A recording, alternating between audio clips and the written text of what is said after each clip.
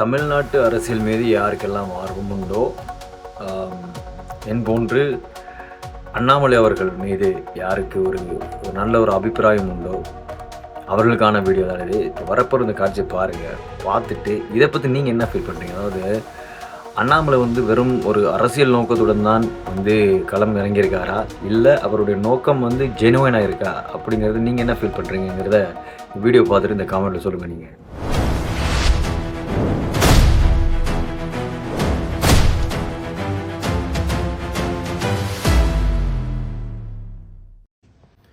சண்டை களத்தில் சண்டை போடுறது நம்ம வேலை இல்லைங்க, மாற்றத்தை கொடுக்கக்கூடியது நம்முடைய வேலை. கடந்து வந்த பாதையை திரும்பி பார்க்கும் பொழுது கொஞ்சம் சந்தோஷத்தோடு, அதே நேரத்தில் யாரெல்லாம் கைப்பிடிச்சு இவ்வளோ தூரம் கூட்டிகிட்டு வந்தாங்களோ அவர்களுக்கு நன்றி உணர்வோடு, நம்ம முன்னாடி செல்லக்கூடிய பாதை இதுவரை வந்த பாதையிலிருந்து கொஞ்சம் மாறுபட்டு இருந்தாலும் நம்முடைய அனுபவத்தை வைத்து அதற்காக யாரையும் திட்டி தீர்க்கணும்னு அவசியம் இல்லை. சமூக வலைதளத்தில் நாம் ரொம்ப ரெஸ்பான்சிபிளாக இருப்போம். தமிழ்நாட்டில் இன்றைக்கி இருக்கக்கூடிய பிரச்சனை, என்ன கமெண்ட் வேணாலும் யார் வேணாலும் போடலாம், பேசலாம், மைக்கை முன்னாடி இருக்குது, நான் பேசிட்டு போயிடுவேன்னு நினைக்கிறீங்க.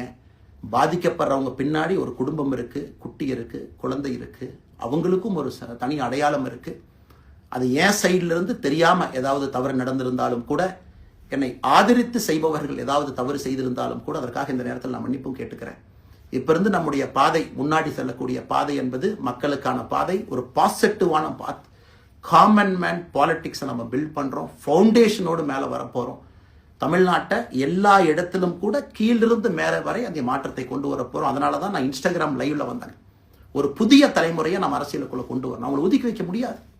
ஏன் அப்படி ஓட்டு போடுறாங்க, ஏன் அப்படி ஓட்டு போடுறாங்க கேட்க முடியாது. They are hungry for change. மாற்றம் வேண்டும் என்று துடித்துக் கொண்டிருக்கின்றார்கள். உடனே நடக்கணும். யூரோப்பியன் கண்ட்ரி போகிறாங்க, டூர் பார்க்குறாங்க, சோஷியல் மீடியாவில் பார்க்குறாங்க. தமிழ்நாட்டில் ஏன் நாளைக்கு காலையில் நடக்கலைங்க? அதே நேரத்தில் நம்முடைய பெரியவர்கள் எத்தனையோ பேர் நான் பார்க்குறேன். வயசான நம்முடைய பெரியவர்கள் நடந்து போறது கூட இன்னைக்கு ஒரு பார்க் நமக்கு கிடையாது. சாயந்தரம் ஆனந்தமா இத்தனை காலமாக உழைத்து விட்டு வீட்டில் இருக்கிறாங்க. ஓய்வெடுக்கக்கூடிய நேரத்தில் கூட ஒரு கிரீன் ஸ்பேஸ் அர்பன் ஏரியாவில் கிடையாது, ரூரல் ஏரியாவில் கிடையாது. இத்தனை 60 ஆண்டு காலம் இந்த நாட்டில் வாழ்ந்தும் கூட கடைசி 20 ஆண்டுகள் நிம்மதியாக இருப்பதற்கான கட்டமைப்பை நம்ம உருவாக்கல. ஸோ எல்லாத்தையும் நாம யோசிக்கணும். ஒரு பக்கம் ஜென்சி, ஜென் ஆல்ஃபா யூத் இருக்காங்க, அந்த வேகத்துக்கு தீனி போடணும். இன்னொரு பக்கம் வயதான பெரியவர்கள், முதிர்ச்சி அடைந்தவர்கள், பக்குவப்பட்டவர்கள் இருக்கிறாங்க. அவங்களுடைய கடைசி காலத்தை பக்குவமாக வாழ்வதற்கான வசதியை நாம் ஏற்படுத்தி கொடுக்கணும். அதனால் ரொம்ப நேரம் நான் பேசிக்கிட்டே போலிங்க. அதனால் நிச்சயமாக வருகின்ற காலத்தில் நிறைய பேசுவோம், நிறைய விஷயங்களை நாம் பேசுவோம், நிறைய விஷயங்களை பகிர்ந்து கொள்வோம். அதனால் நிச்சயமாக நமக்கு நல்லது நடக்கும். இன்னொரு கேள்வி கேட்டிருக்கீங்க, ஏன்னா நான் பேச அது அப்படியே மேலே வந்துட்டு இருக்கேன், எனக்கு இது புதுசுங்க, அப்படியே நானும் மேனேஜ் பண்ணி பேசிட்டு இருக்கேன். உங்களுக்கும் பிரதமருக்கும் இருக்கக்கூடிய முடிவு, நம்முடைய பிரதமர் மோடி அவர்கள் நம்முடைய பிரதமர், அந்த கௌரவம் இருக்கும்.